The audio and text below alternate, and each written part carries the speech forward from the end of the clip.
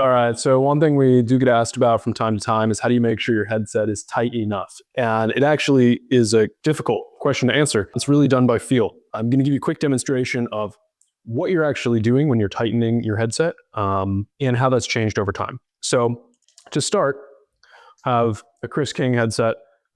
This is a very traditional headset. It's got the bearing in the cup, and then it has a top cap. This top cap has a little tapered ring. The steerer tube slides through it, and the tapered ring and the bearing interface. And you can see there's a notch in here.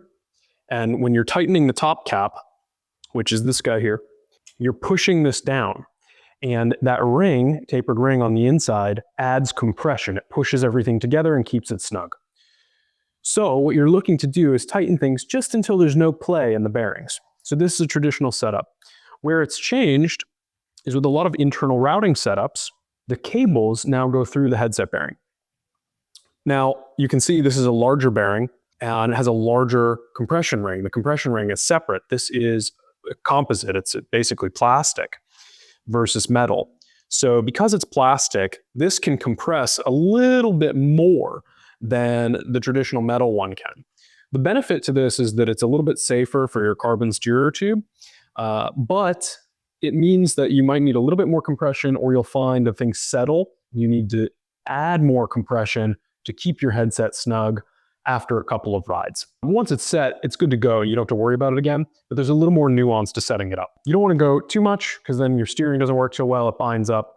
You don't want to go too loose because that's going to allow the front end to wobble. So you've got your bike, everything's kind of, loose, wobbly.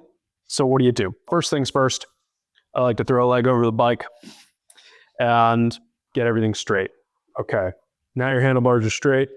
You want to make sure that this is snug. So what you're going to do, grab your hex key. You're going to turn. It's a little bit snug. So what you want to do, check. Okay, feels tight. To make sure you're not confusing the brake pads or the tire or any other part of the system moving. What I do here is I turn the handlebars like this. I grab the brake so it's solid, and I rock the bike back and forth gently.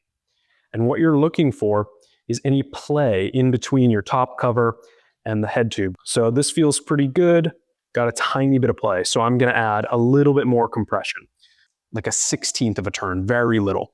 And you can see that I'm not turning it super hard. You don't wanna torque this down too much, just enough to keep things from wobbling. That's tight.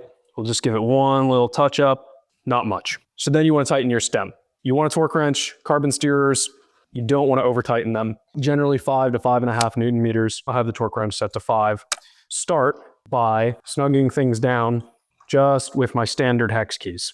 I'm just going to tighten this down, not that much, just kind of finger tight, one bolt at a time. You don't want to go super tight on one bolt. First, I've got it pretty snug. I am going to use a torque wrench. Great. That's 5 Newton meters. You don't need to click twice. A lot of people do that. It's not needed. So now that's tight. And what you're going to do, check again.